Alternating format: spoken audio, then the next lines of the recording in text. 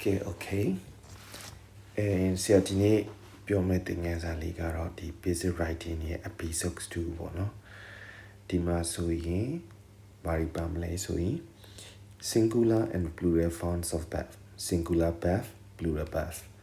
singular and plural subject နော်ဒါတွေကဘာတွေလဲဆိုတာလေးကိုဒီမှာပြောပါမယ်ဆိုတော့ဒီဟာကလွယ်တယ်မတိမဖြစ်လဲအရေးကြီးတယ်ဆိုတော့ဒါမှမသိဘူးဆိုလို့ရှိရင်ဆရာတို့က basic writing ကို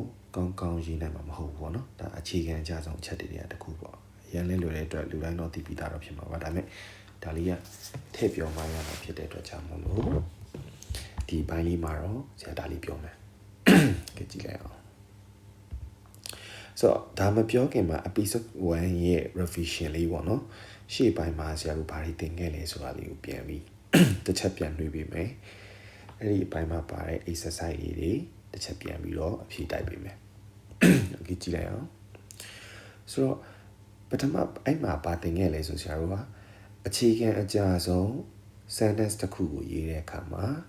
basic sentence structure ပေါ့နော်အဲ့ဒီမှာ subject ပါမယ် verb ပါမယ် object ပါမယ် subject ဆိုတာပြုလုပ်တဲ့သူ verb ဆိုတာကကရိယာဆိုတာဘာလဲပြုခြင်းကိုဖြစ်စေဖြစ်ခြင်းကိုဖြစ်စေရှိခြင်းကိုဖြစ်စေပြတဲ့ဟာကိုကရိယာလို့ခေါ်တယ် object ကခံရတဲ့သူဥပမာတစ်ခုပြောမယ်ဆိုရင်မောင်မောင်ခွေးတစ်ကောင်ကိုတတ်သည်မောင်မောင်ကပြုလုပ်တဲ့သူတတ်တဲ့သူအဲ့မောင်မောင်က subject ခံရတဲ့သူကခွေးတစ်ကောင်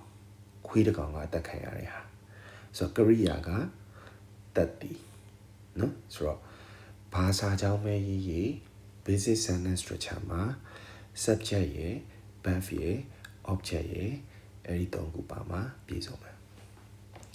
okay အဲ့ဒီမှာဆရာကနည်းနည်းလေးလောပြီးတော့စာကြောင်းတွေကိုအပိုင်းတစ်မှာတွေကစပြီးရေးစီခြင်းတဲ့အခါကျတော့ဆရာ verb တွေပါတစ်ခါလေးရှင်းလိုက်တယ်အဓိက verb ကတော့ verb to be ဆိုတာဘာလဲဖြစ်ခြင်းမြတ်ကရိယာwas where ဆိုတော့ဖြစ်ခြင်းမြတ်ကရိယာ verb to be ရှိခြင်းမြတ်ကရိယာ verb to have လုပ်ပြုခြင်းမြတ်ကရိယာ verb to do now model verb ဒါလေးတွေပြောခဲ့ဆိုတော့ကံရဲ့အဓိပ္ပာယ်နိုင်သည်ပေါ့နော် good ကိုကံရဲ့ verb to အနေနဲ့လည်းသုံးလို့ရတယ်နိုင်သည်ပေါ့မကျွန်တော်တွားနိုင်သည် I can go ကျွန်တော်စားနိုင်သည် I can eat နော် should ကတော့အသုံးများတယ် should ကကြတော့သင့်တာကျွန်တော်တွားသင့်သည် I should go ကျွန်တော်စားသင့်သည် I should eat နောက်တစ်ခုက well would ဆိုတာ well ရဲ့ verb to အနေနဲ့သုံးလို့ရတယ်ဆိုတော့ well ရဲ့အဓိပ္ပာယ်ကကြတော့လိမ့်မည်တွားလိမ့်မယ်စားလိမ့်မယ် he will go သူတွားလိမ့်မယ် he will eat သူစားလိမ့်မယ် he will study သူလေ့လာလိမ့်မယ်နော်နောက်တစ်ခု may might ပေါ့နော် might ဆိုတာ may ရဲ့ verb to ပေါ့ဖြစ်ကောင်းဖြစ်နိုင်သည်ပေါ့ဥပမာ he may go ဆိုသူတွားကောင်းတွားနိုင်သည်မတိကြဘူးအဲ့တော့ he may study သူလေ့လာကောင်းလေ့လာနိုင်တယ်မတိကြတဲ့အခြေအနေတွေမှာဆိုရင် may ကိုသုံးတယ်ပေါ့နော်နောက် must ကကြတော့ရမည်ဆိုတာလုပ်ကိုလုပ်ရမည်ပေါ့ဥပမာ he must study သူလေ့လာရမယ် he must eat သူစားကိုစားရမယ် he must sleep သူအိတ်ကိုအိပ်ရမယ်မဖြစ်မနေလုပ်ကိုလုပ်ရမယ်ဆိုတဲ့ဟာတွေပေါ့နော်ဆိုတော့ဒါကတော့ဆရာတို့ episode 1မှာသင်ခဲ့တဲ့ဟာလေးတွေဒါလေးကိုတစ်ချက်ပြန်နှွေးပေးတာအဲ့တော့ဆရာတို့အဲ့ဒီမှာဆရာ exercise လေး10ချောင်းပေးခဲ့တယ်ဆိုတော့ exercise လေး10ချောင်းကိုတစ်ချက်ဖြည့်တိုက်ကြည့်မယ်နော်အော်နောက်တစ်ချက်ရှိသေးတယ်အဲ့မှာဆရာတခါလေး every ဆိုတဲ့စာလုံးလေးကိုဆရာသင်ခဲ့တယ်ဆိုတော့ every ရဲ့နောက်မှာ noun တွေဒီအနေဖြစ်ကမယ် verb တွေဒီလေအနေဖြစ်ကမယ်ဆိုတော့ဒီ episode မှာတော့ဆရာဒီ singular verb plural verb ပေါ့နော်ဆိုတော့ verb အနေ verb အများကိုဆရာအသေးစိတ်တင်မယ်ဒါပေမဲ့ရှေ့အပိုင်းမှာတော့ကျွန်တော်ဒါလေးကိုနည်းနည်းလေးတော့ပြောခဲ့တယ်ပေါ့နော်ဆိုတော့ every နောက်ကလိုက်မဲ့ noun ဒီအနေဖြစ်ကမယ်ဥပမာ every student ဆိုဆရာတို့ကကျောင်းသားတိုင်းပေါ့နော်ကျောင်းသားတိုင်းဆိုတဲ့အဓိပ္ပာယ်တစ်ချက်စဉ်းစားလို့ရှိရင်ကျောင်းသားတွေအများကြီး လို့ပြောတယ်လို့အဓိပ္ပာယ်သက်ရောက်တယ်လို့မျိုးတော့ခံစားရတော့တချို့တွေကအဲ့ဒီမှာ every student မှာ s ထည့်တတ်တယ်ပေါ့နော်ဆိုတော့ every student ဆိုမှ s ထည့်လို့ရှိရင်ဆရာတို့ကမှားပါတယ်ဥပမာဆရာတို့ကဒီလိုပြောချင်တာပါဆိုတော့လေးထည့်ဆိုတော့ every students လို့ရေးလို့ရှိရင်မှားပါတယ်နော် sorry students လို့ရေးလို့ရှိရင်မှားပါတယ်အဲ့နောက်ကလိုက်မဲ့ noun ဒီအနေပဲဖြစ်ကြမယ် verb ဒီလည်းအနေပဲဖြစ်ကြဥပမာ steady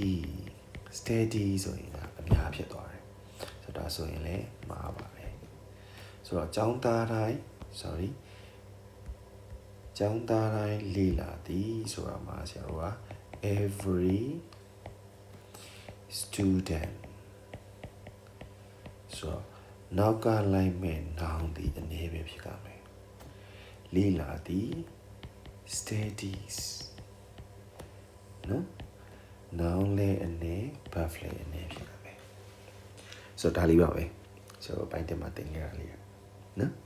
okay အဲ့တော့စကြည့်မယ်ဆိုတော့အဲ့တော့ငါဆရာတို့က exercise လေး10ချောင်းပြီးခဲ့တယ်အဲ့ဒီ exercise 10ချောင်းကိုဆရာတို့တစ်ချက်ပြန်ပြီးတော့လုပ်ကြည့်မယ်ဆိုတော့ဒီစာကြောင်းလေးပေါ့နော်လူတိုင်းမှာစိတ်ကူးရင်အိမ်မက်တစ်ခုစီရှိကြပါတယ်ဆိုတော့ကိုကဒါကို basic sentence structure နဲ့ရေးမယ်အဲ့တော့ပြောပြီးသား basic sentence structure ဆိုတာ subject ရယ် verb ရယ် object ရယ်သုံးခုပါတယ် subject ဆိုတာပြုလုပ်တဲ့သူ verb ဆိုတာက career object ဆိုတာခံရတဲ့သူเนาะနောက်တစ်ခုဒါတွေကတော့ verb to be ရှိခြင်းများ career ms was where verb to have ရှိခြင်းများ career has have had verb to do ပြုလုပ်ခြင်းများ career စားသည်တို့တွားသည်တို့တောက်သည်တို့เนาะ model verb တွေမှာဆိုရင် can could ဆိုတာ90 should ဆိုတာတင်သည် will would ဆိုတာလိမ့်မည် may might ဆိုတာဖြစ်ကောင်းဖြစ်နိုင်သည် might ဆိုတာကရမည်ပေါ့နော်ဆိုတော့ဒါလေးတွေပြောခဲ့တယ်ဆိုတော့ဒီစာကြောင်းလေးမှာဆရာတို့စဉ်းစားကြည့်မယ်ဆရာဒီမှာအယောင်လေးနဲ့ခွဲပြီးထားတယ်လူတိုင်းမှာရှိကြတယ်ရှိတဲ့သူကဘာတူလဲလူတိုင်းပေါ့နော်ဆိုတော့ subject ကလူတိုင်းရှိချင်းခံရတဲ့ object ကစိတ်ကူးရင်အိမ်မက်တစ်ခုစီဆရာအပြောင်လေးနဲ့ရေးထားတယ် verb ကကြတော့ရှိကြပါတယ်ဒါက verb ပေါ့အဲ့တော့ဆရာတို့ကအင်္ဂလိပ်စာကြောင်းမှာ sentence ရင် subject ကိုရေးရတယ်ဆိုတော့ subject ကလူတိုင်းမှာဆိုတော့လူတိုင်းမှာဆိုတော့ဆရာတို့ကဘယ်လိုရေးမလဲ every person နောက်မှာ s မပါပါဘူးတတိထားပါเนาะ every နောက်ကလိုက်မဲ့ noun ဒီအနေဖြစ်ကြမယ်ရှိကြပါတယ်ဆိုတော့ရှိခြင်းများကရိယာက has ရယ် have ရယ် had ရယ်သုံးခုရှိရယ်เนาะဒီမှာခဏလေးရှိခြင်းများကရိယာက has ရယ် have ရယ် had ရယ်သုံးခုရှိရယ်เนาะဆိုတော့ every နောက်ကလိုက်မဲ့ noun ဒီအနေ verb ဒီလေအနေဖြစ်ကြမယ်ဆိုတော့ဆရာတို့က has ကိုသုံးပါမယ်ရှိကြပါတယ်ပြီးတော့ပြီစိတ်ကူးရင်အိမ်မက်တစ်ခုစီစိတ်ကူးရင်အိမ်မက်ဆိုတာ dream မှာတစ်ခုစီဆိုတော့ a dream ပေါ့နော်ဆိုတော့ဒီစာကြောင်းလေးမှာဆရာတို့ကအဖြေက every person has a dream okay နောက်တစ်ခုတော့မယ်မမပြိုင်ပွဲကိုနိုင်လိမ့်မယ်ဆိုတော့နိုင်တဲ့သူကပြုလုပ်တဲ့သူကမမကရိယာကနိုင်လိမ့်မယ်လိမ့်ဆိုဆုံးလေးပါတယ်နော်ဆိုတော့ပြိုင်ပွဲကိုနိုင်ခြင်းခံရတဲ့ object ကပြိုင်ပွဲဆိုတော့ဆရာတို့က subject ကိုရေးမယ်ပြုလုပ်တဲ့သူကမမ subject ပြီး verb ကိုရေးမယ်နိုင်လိမ့်မယ်ဆိုတာလိမ့်မယ်လေးပါလိမ့်မယ်ဆိုတာ will ပေါ့နော်နိုင်တယ်ဆိုတာ win ဆိုတော့နိုင်လိမ့်မယ် will win နော်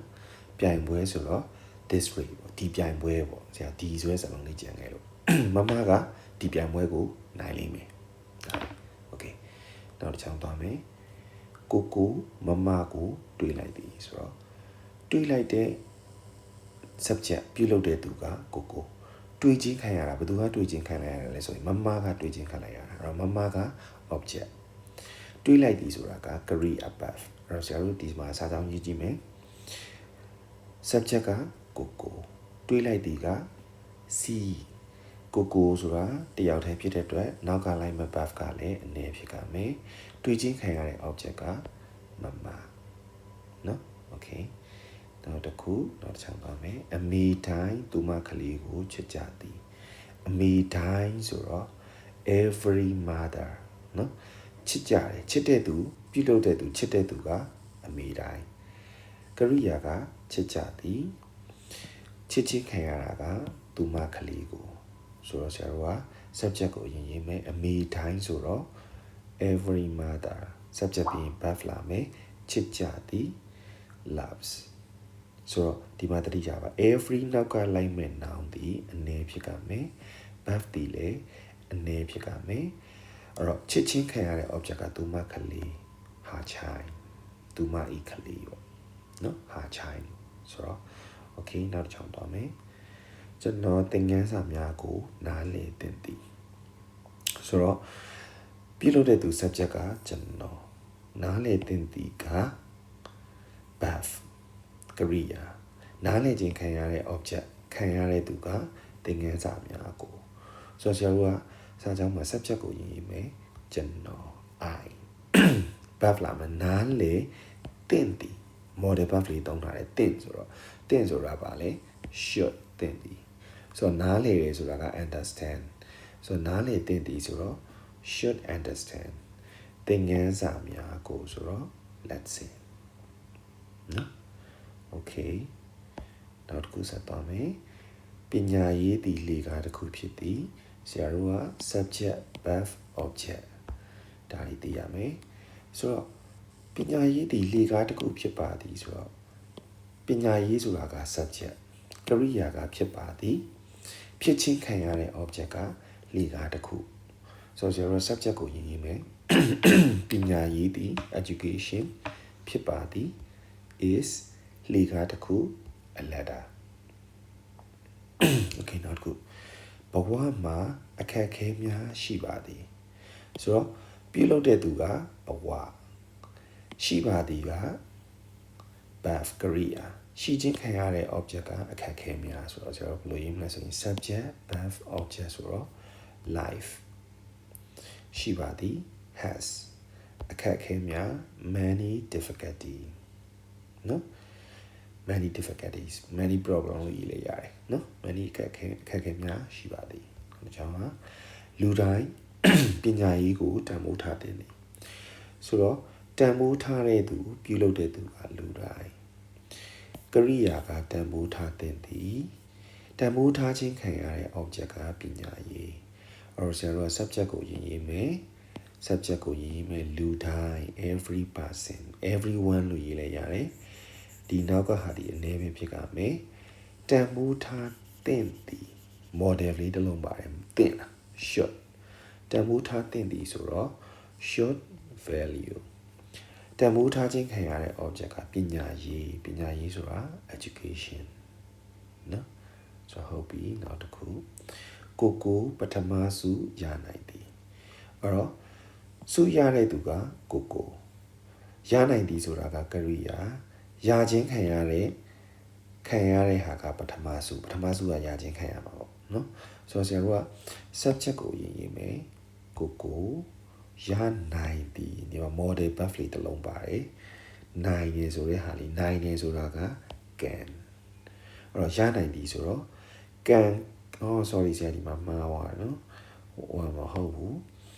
ဒါမဟုတ်ဘူး will win မဟုတ်ဘူးရနိုင်သည်ဆိုတော့ can မှာ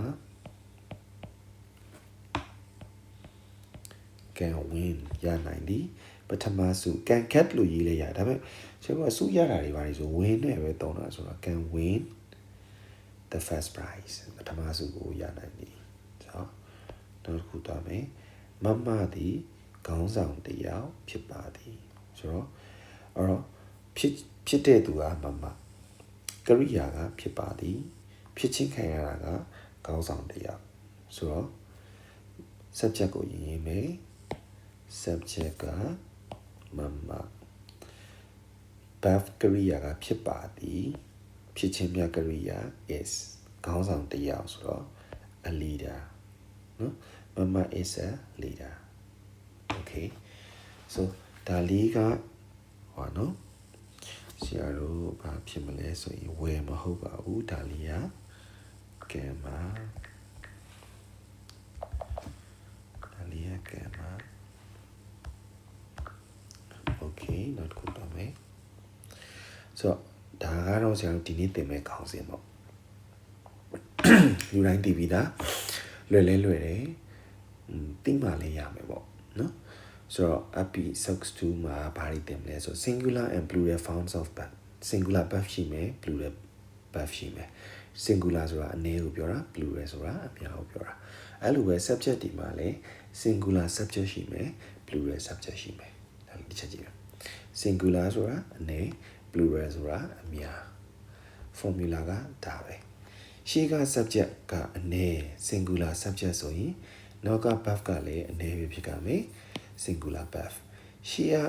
subject က plural subject အများဆိုရင်နောက်က verb ကလည်း plural verb အများဖြစ်ကြမယ်ရှင်းရှင်းလေးရှေ့က subject အနည်းဆိုနောက်က verb လည်းအနည်းရှေ့က subject အများဆိုနောက်က verb လည်းအများနော်ဆိုတော့ကြည့်လိုက်အောင်ဆိုတော့ singular subject အနည်းဆိုတာပါလေsubject နဲ့စဉ်းစားမယ်ဆိုရင် subject အနေဆိုရှင်းရှင်းလေးတစ်ခုတို့တစ်ယောက်တို့ဆိုလို့ရှိရင်တစ်ခေါင်လို့ဆိုရင်ဒါတွေက subject အနေပေါ့မှာ a ကတ်ဆိုကြောင်းတစ်ခေါင်နဲ့ရှိတာ an apple ဆိုလို့ရှိရင်ဘယ်ဒီတစ်လုံးပဲရှိတာ he ဆိုတာကသူဆိုတာလည်းတစ်ယောက်တည်းရှိတာ I ဆိုတာကကျွန်ုပ်ဆိုတာကတစ်ယောက်တည်းရှိတာ she ဆိုတာလည်းသူမဆိုတာလည်းတစ်ယောက်ပဲရှိတာ it ထိုအရာဆိုတဲ့ဟာလည်းတစ်ခုပဲရှိတာဆိုတော့တစ်ခုတစ်ယောက်ဆိုရင်ဆရာတို့ကအနည်းလို့ခေါ်တယ်မခက်ဘူးဆိုတော့နောက်တစ်ခု plural subject ဆိုတာကဘာလဲ subject အများဆိုတာတစ်ခုတစ်ယောက်ထပ်ပို့တာတစ်ခုထပ်ပို့ပြီဆိုရင်အများပေါ့ဒါပဲဥပမာဆိုရင် cats ကြောင်တစ်ကောင်ထပ်ပို့တယ်ဒါဆိုရင် subject အများ plural subject apples ပန်းသီးတစ်လုံးထပ်ပို့တယ်ဆိုတော့တစ်ခုထပ်ပို့တဲ့အတွက်ဒါဒီ plural subject အများ you အဲ့မှာတစ်ခုပေါ့နော်ဒါလေးကို you တတိထားပါ you ဆိုတာကသင်လို့လည်းပြောလို့ရတယ်လို့သင်တို့လို့လည်းပြောလို့ရတယ်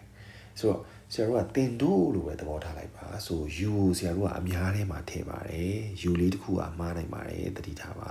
you ဆိုတာသင်လို့ပြောလို့ရတယ်လို့သင်တို့လို့လည်းပြောလို့ရတယ်အဲ့တော့ဆရာတို့က you ဆိုတဲ့စာလုံးလေးကို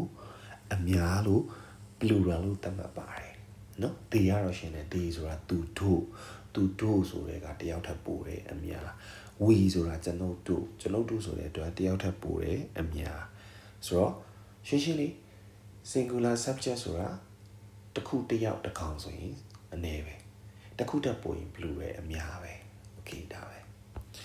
ဆိုတော့ singular verb ဆိုတာကခုနပြောပါလေ verb အနည်းရှေ့က subject ကအနည်းဆိုနောက်က verb လေးကလည်းနည်းပြရမယ်အဲ့တော့ verb အနည်းကိုဆရာတို့ကဘာနဲ့ပြလို့ရလဲ st est ထည့်ပြီးတော့ပြလို့ရတယ်ဆိုတော့မ play မှာ s ထည့်လိုက်ရင်ဒါ verb အနည်းပဲ singular verb ပဲတချို့စလုံးတွေက s ထည့်လို့မရအောင်မှာ catches ဆိုလို့ရှိရင်es ပေါင်းရတယ်ဆိုတော့ singular verb ဆိုတာ ses ပါတယ်ဟာဒါပဲ plural verb အများဆိုတာ ses မပါတာလွယ်မှမယ်ဆိုရင် play catch နော် okay ဆိုတော့ဒီနေ့ရဲ့သင်ခန်းစာကဒါပဲ singular subject singular verb plural subject plural verb singular subject အနည်း plural subject အများအနည်းဆိုတာတစ်ခုတစ်ကောင်တစ်ယောက်ထပ်ပို့တယ်တစ်ခုထပ်ပို့တယ်တစ်ယောက်ထပ်တစ်ကောင်ထပ်ပို့တယ်ဆိုရင်အများပဲဆိုတော့ singular verb ဆိုတာရှေ့က subject ကအနည်းဆိုရင်နောက်က verb ကလည်းအနည်းဖြစ်တာ verb အနည်းဆိုတာကိုဆရာတို့ကဘာနဲ့ပြလဲ ses ထည့်ပြီးပြတယ် subject အများဆိုရင်နောက်က verb လည်းအများဖြစ်ကြမယ် ses မပါတဲ့ဟာတွေဆရာတို့ကအများလို့သတ်မှတ်တယ်နော်ဆိုတော့ဒါပဲဆိုတော့ဒီဟာတွေကိုဆရာတို့က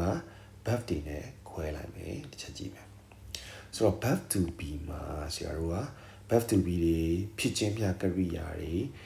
ms are was were verb to have ရှိခြင်းပြကရိယာတွေရှိကြတယ်ဆိုတဲ့ဟာတွေ has have had verb to do တွေမှာဆိုဆရာတို့ကစားသည်လာသည်သွားသည်နေသည်ထိုင်သည်ဒါတွေပေါ့ပြုခြင်းပြကရိယာ ပြုလုပ်ခြင်းကိုပြတဲ့ကရိယာတွေမှာဆိုဆရာတို့က singular အနည်းဆိုရင် ses နဲ့ပြတယ် plural အများဆိုရင် ses မပါတော့ verb to ဆိုရင်ရှင်းတယ် verb to မှာ est မပါဘူးเนาะဆိုတော့ verb to နဲ့ပတ်သက်ရင်ဆရာတို့ကဘာလေးတွေမှာတတိထားရမလဲဆို verb to be တွေမှာတတိထားရမယ် buff to be ဖြစ်ချင်းများကရိယာတွေမှာ am လို့ is တို့သည်အနည်းကိုပြတယ် are သည်အများကိုပြတယ်အဲ့တော့ buff to မှာကျတော့ was သည်အနည်းကိုပြတယ် where သည်အများကိုပြတယ်ဆိုတော့ singular buff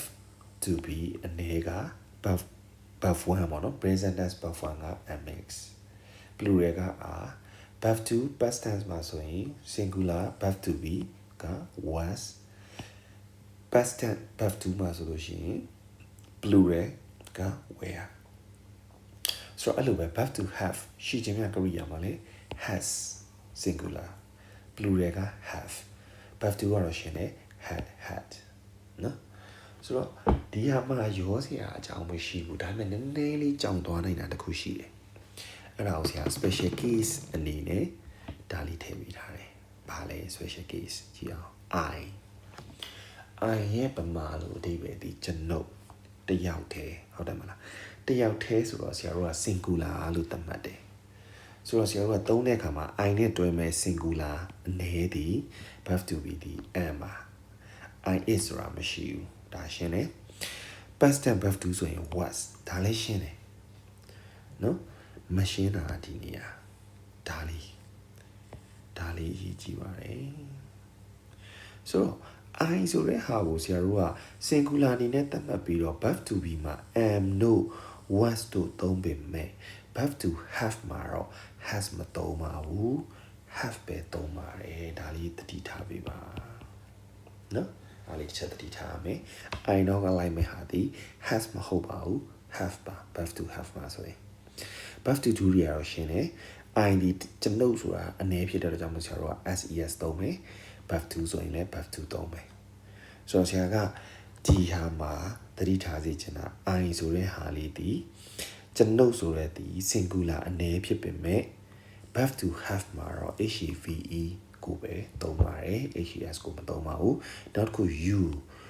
ဆိုတာလေးဒီတင်လို့ပြောလို့ရတယ်လို့တင်တို့လို့လည်းပြောလို့ရတယ်အဲ့တော့ you တင်တို့လို့ပဲမှတ်ထားပြီး you ကိုအများလို့ပဲ plural လို့ပဲမှတ်ထားပြီးပါဒါလေးတစ်ခုမှတ်လိုက်ရင်ဒါလွယ်ပါတယ်နော် okay အဲ့တော့ဆရာတို့သွားကြည့်ရအောင်လေ့ကျင့်ခန်းပေါ့နော်ဆိုတော့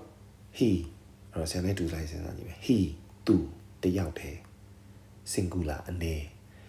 singular subject ဆိုရင်နောက်ကလိုက်မဲ့ verb လေအနည်းဖြစ်ကြမယ်အနည်းဆိုရင် as ပါမယ် please they သူတို့ဆိုတဲ့ကတယောက်ထပ်ပို့တယ်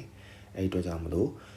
plural subject အဲ့အတွက်ကြောင့်မလို့နောက်ကလိုက်မဲ့ verb ကလည်း plural အများဖြစ်ကြမယ်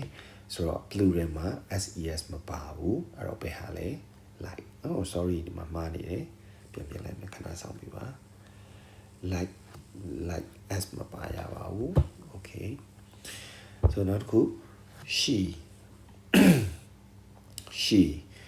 သူမတယောက်တည်း singular subject အဲ့တော့ဆရာတို့ရဲ့ verb ကလည်းအနည်းဖြစ်ကြမယ်ပါလေ goes နော်အနည်းဖြစ်ကြမယ် go ကြတော့ GOS မဟုတ်ဘူး GOES the cats ကြောင်များဆိုတော့များ plural subject ဆိုတော့နောက်ကလိုက်မဲ့ verb ကလည်းအများကိုယူရမယ်ဆိုတော့ s မပါတဲ့ဟာကိုယူမယ် drink my father ကျွန်ုပ်ဤအဖေတယောက်တည်းဆိုတော့ singular subject ဆိုတော့နောက်ကလိုက်မဲ့ verb လည်း singular verb ဖြစ်ကြမယ်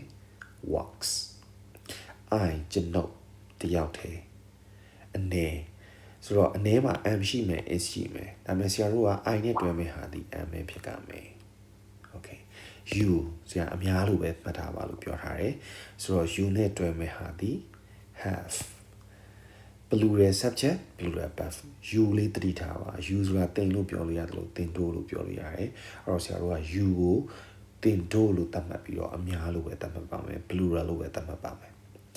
it ထိုအရာဒီတစ်ခုတည်းဆိုတော့ singular subject ဆိုနောက်ကလိုက်မဲ့ verb ကလည်း singular verb rains we ကျွန်ုပ်တို့သည်တယောက်ထပ်ပို့တယ် plural subject အဲ့တော့ဆရာတို့လိုက်မဲ့ဟာဒီ plural verb enjoy the boy က subject ကောင်းလေးတယောက်တည်းဆိုတော့ singular subject ဆိုတော့ဆရာတို့နောက်ကလိုက်မဲ့ verb က singular verb ဖြစ်ကြမယ် once he singular subject ဆိုတော့နောက်ကလိုက်မဲ့ verb က it's a good singer နော် okay နောက်တစ်ခုသွားမယ် fill in the blank the dog ခွေးတစ်ကောင်နဲ့နောက်ကလိုက်မဲ့ verb ဒီ singular subject ဆိုတော့နောက်ကလိုက်မဲ့ verb ဒီအနေဖြစ်ကမယ် singular verb ဖြစ်ကမယ် barks my friends ကျွန်တော်ဤတငယ်ချင်းများ plural subject ဆိုတော့နောက်ကလိုက်မဲ့ verb ဒီ plural verb ဖြစ်ကမယ် ses မပါတဲ့ဟာ visit she သူမတယောက်တည်းဆိုတော့ singular subject ဆိုတော့နောက်ကလိုက်မဲ့ verb ဒီ steady singular verb steady မှာဆရာတို့ကအနည်းလို့ရှိရင် y ဆိုရင် y ကိုဖြုတ်ပြီး i လေး es လေးပေါင်းရတယ်เนาะအဲ့ဒါလေးမှတ်ထားပါ they သူတို့တယောက်ထပ်ပို့တယ်ဆိုတော့ဆရာတို့ plural subject နောက်ကလိုက်မဲ့ verb ဒီ plural verb watch အများပဲဖြစ်ကြမယ် ses မပါရအောင် he singular subject နောက်ကလိုက်မဲ့ verb ဒီ singular verb wash the students ကျောင်းသားများနောက်ကလိုက်မဲ့ verb ဒီ plural subject ဆိုတော့နောက်ကလိုက်မဲ့ verb ဒီအများဖြစ်ကြမယ် right it ထိုအရာတစ်ခုတည်း singular subject နောက်ကလိုက်မဲ့ verb ဒီ singular verb looks ses ပါမယ် we ကျွန်ုပ်တို့တယောက်ထပ်ပို့တယ် plural subject နောက်ကလိုက်မဲ့ verb ဒီ plural verb walk the baby ကလေးတယောက်တည်းနောက်ကလိုက်မဲ့ verb ဒီ singular subject နောက်ကလိုက်မဲ့ verb ဒီ singular verb cry wine ဆိုရင် wine လေးကိုဖြုတ်မယ် i လေးလုံးမယ် es ထည့်မယ် es bags ငှက်များဆို plural အများ subject အများဆိုနောက်ကလိုက်မဲ့ verb ကလည်းအများ flying okay ရမယ်ထင်ပါတယ်ရန်လွယ်တယ်နောက်တစ်ခုသွားမယ် correct the sentence တဲ့ဒီမှာ eat မှန်လား she သူမဆိုတော့ဆရာတို့ကအနေတယောက်တည်း singular subject ဆိုတော့နောက်ကလိုက်မဲ့ verb ဒီအနေဆိုတော့ ses ပါရမယ် eats they သူတို့တယောက်ထပ်ပို့တယ်အများ plural subject နောက်ကလိုက်မဲ့ verb ဒီ plural verb ses မပါရဘူး the dog ran the dog ခွေးတစ်ကောင်နဲ့နောက်ကလိုက်မဲ့ verb ဒီ singular subject အနေဆိုတော့နောက်ကလိုက်မဲ့ verb ကလည်းအနေဆိုတော့ ses ပါရမယ် runs fast he သူတယောက်တည်းဆိုတော့ဆရာတို့က singular subject ဆိုတော့နောက်ကလိုက်မဲ့ verb ဒီလည်း singular verb ဖြစ်ကမယ် he has two brother we ကျွန်ုပ်တို့ဆိုတော့ဆရာတို့တယောက်ထပ်ပို့တယ် plural subject နောက်ကလိုက်မဲ့ verb ဒီ plural verb enjoy our English class okay I ဒါကတော့ဆရာတို့ verb to be တွေပေါ့နော် I ဆိုတာအနေ I နဲ့လိုက်မဲ့ဟာဒီ am လား is လား am I is ဆိုတာမရှိပါဘူးနော် she is အနေ they သူတို့ဆိုတော့အများ plural ဆိုတော့ plural နဲ့လိုက်မဲ့ဟာက are ဖြစ်ကြသည် you ဆိုတာတင်လဲရတယ်တင်တို့လဲရတယ်ဒါပေမဲ့ဆရာတို့က you ကို plural လို့ပဲသတ်မှတ်မယ်အဲ့တော့ you are he သူဆိုတော့တယောက်တည်းဆိုတော့ singular subject ဆိုတော့ singular verb is a good singer okay so ဒါကဒီနေ့တော့ဒီလောက်ပဲဆရာကဒီနေ့ဟာမှာဒီ singular verb တွေ plural verb တွေသုံးပြီးတော့ကျွန်တော်စာကြောင်းလေး10ချောင်းထုံးစံတိုင်းရေးကြည့်မယ်ဆိုတော့ subject verb object နာမည်ရေးမယ်ဒါလေးတွေတတိထားမယ် singular verb တွေက verb to be မှာဆိုရင် am is verb to be plural မှာဆို are ရှိမယ် verb to past tense နေသုံးမယ်ဆို was were ရှိမယ် verb to have မှာ has have ရှိမယ် had ရှိမယ် verb to do မှာ ses ထည့်မယ် ses မပါတယ် plural verb မှာဆိုရင် ses မပါဘူးနောက်ပြီးကြတော့ verb to okay ကျွန်တော်မမကိုချစ်တဲ့သူပြုလုပ်တဲ့သူ subject ကကျွန်တော်ကရိယာ verb ကချစ်သည်ချစ်ချင်းခံရတဲ့ object ကမမဆိုတော့ဆရာတို့က basic sentence structure နဲ့ရေးမယ် subject ကိုရေးမယ်ကျွန်တော် special case နော် special case မှာဆို I ဒီကျွန်တော် am was တုံးပေမဲ့ have to have မှာတော့ဆရာတို့ has မတုံးပါဘူး have ပဲတုံးပါတယ်ဒါလေးတတိထားဖို့ပါ okay အဲ့တော့ကျွန်တော် subject ပြီး have ချစ်သည် ကျွန်တော်ဆိုတာတယောက်တည်းဖြစ်တဲ့အတွက်ဆရာတို့ကနောက်ကလိုက်မဲ့ singular subject နောက်ကလိုက်မဲ့ဟာဒီ singular buff loves object ကမမနောက်တစ်ချောင်းကျွန်တော်မှာအိမ်မက်တစ်ခုရှိသည်ဆိုတော့ရှိတဲ့သူကကျွန်တော်ရှိသည်ဆိုတာက Korea or buff ရှိခြင်းခံရတာဘာရှိခြင်းခံရတာအိမ်မက်တစ်ခုကရှိခြင်းခံရတာအိမ်မက်တစ်ခုက object ဆိုတော့ subject ကိုဆရာတို့ရေးရင်ကျွန်တော်မှာ I ရှိသည် okay I ဆိုတာ singular subject I နဲ့လိုက်မဲ့ဟာရှိသည်ဆိုတာဆရာတို့ verb to have ရေးရ has လား have လား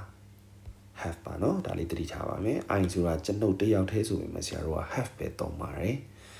ဟုတ်ပြီရှိခြင်းခံရတဲ့ object ကအိမ်မက်တစ်ခုဆိုတော့ a dream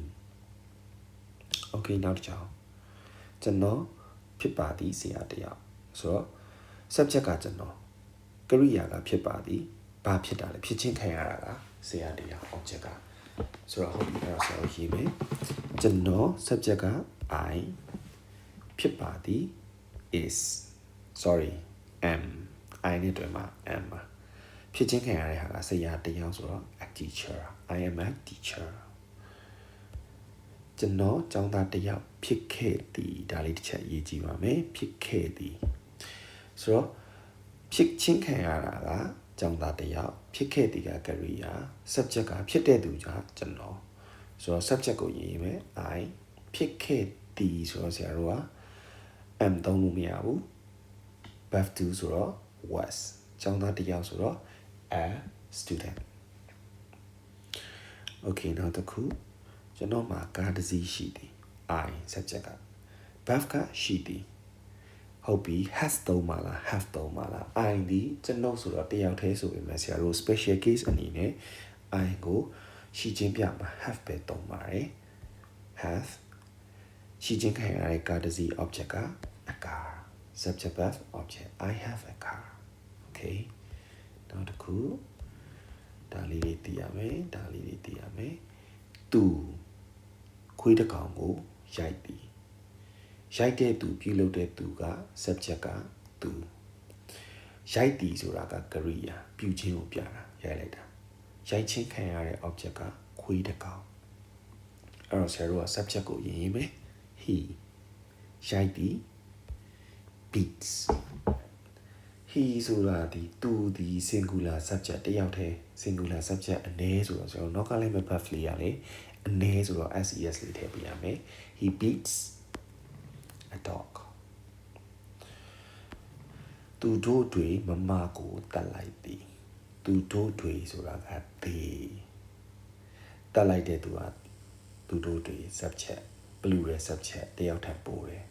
ကရိယာက verb ကတတ်လိုက်သည်တက်ချင်းခံရတာကမမအဲ့တော့ဆရာတို့ကအဲ့စာကြောင်းရေးတဲ့အခါမှာ subject ကိုရေးမယ်သူတို့တွေ they တက်လိုက်သည် kill တက်ချင်းခံရတဲ့ object ကမမဆိုတော့ they kill မမ okay ကျွန်တော်တို့ဆရာလာကိုချစ်သည်ချစ်တဲ့သူကကျွန်တော်တို့ subject ကရိယာကချစ်သည်ချစ်ချင်းခံရတဲ့ object ကဆရာလာအဲ့တော့ဆရာတို့ကစာကြောင်းရေးတဲ့အခါမှာ subject ကိုရေးမယ်ကျွန်တော်တို့ဆိုတော့ we ကျွန်တော်တို့လို့ပြောတဲ့အတွက်ဆရာတို့ကတယောက်ထပ်ပို့တယ် plural subject ချစ်တယ် love ရှေ့ရ subject က plural subject ဆိုနောက်က verb ကလည်း plural verb ဖြစ်ကြမယ် ses မပါရဘူး subject အများ verb အများဟုတ်ပြီချစ်ချင်းခံရတဲ့ object ကဆရာလာ teacher လာ okay မင်းဒီကြောင်ကိုတက်လိုက်တာအဲ့တော့တက်တဲ့သူကမင်းတက်တီဆိုတာကကရိယာ verb တက်ချင်းခံရတာကဒီကြောင်ဆိုတော့ဆရာတို့က subject ကိုရေးမယ်မင်းဆိုတော့ you ဒီဆရာတို့ကတင်လဲရတယ်တင်တို့လဲရတယ်မင်းလဲရတယ်မင်းတို့လဲရတယ်ဆရာတို့ you ကို plural လို့ပဲမှတ်ထားပါဒါလေးတခုရေးကြည့်ပါတယ်ဆိုတော့တက်တီဆိုတဲ့ဟာဒီရှေ့က subject က plural subject ဆိုရင်နောက်ကလိုက်မဲ့ verb ကလည်း plural verb kill ses မပါရအောင်ဒီကြောင် this cat တက်ချင်းခံရတဲ့ object က this cat okay ကျောင်းသားအားလုံးဘောလုံးကစားကြသည်ကျောင်းသားအားလုံး all students အဲ့တော့ကစားကြတဲ့သူတွေကကျောင်းသားအားလုံး subject ကစားကြသည်ဆိုတာကကရိယာကစားခြင်းခံရတဲ့ဟာကဘောလုံးဆိုတော့ကျောင်းသားအားလုံး all student buff ရေးမယ် play ရှေ့ရ subject ကတယောက်ထပ်ပိုတယ်အများဆိုရင်နောက်က buff ကလည်းအများဖြစ်ကြမယ်ကစားခြင်းခံရတဲ့ဟာက football okay so ဒါကဒီနေ့တော့ကတော့ဒီလောက်ပဲအဲ့တော့ထုံးစံတိုင်းပဲဆရာကိုဘာသာကိုရေးဖို့အတွက်စာချောင်း40ချောင်းပေးမယ်ရေးကြည့်ပါဒါလေးရေးထားကြည့်ပါရေးပြီးသွားရင်နောက်အပိုင်းကြလို့ရှိရင်နောက် episode မှာဆရာဒါလေးကိုအဖြေတိုက်ပေးပါမယ်ရေးကြည့်ပါရေးမှမှန်ပါပါမှားမှမကြောက်ပါနဲ့မှားပါစီရေးကြည့်ရေးရင်းနဲ့မှားရင်းနဲ့ရေးရလာပါလိမ့်မယ်โอเคဆိုတော့ဒါလေးကိုရေးကြည့်ပါပြီးတော့တကယ်လို့ဒီ post ရဲ့ comment အောက်မှာဒီဖြေလေးတွေရေးခြင်းလဲရေးလို့ရပါတယ်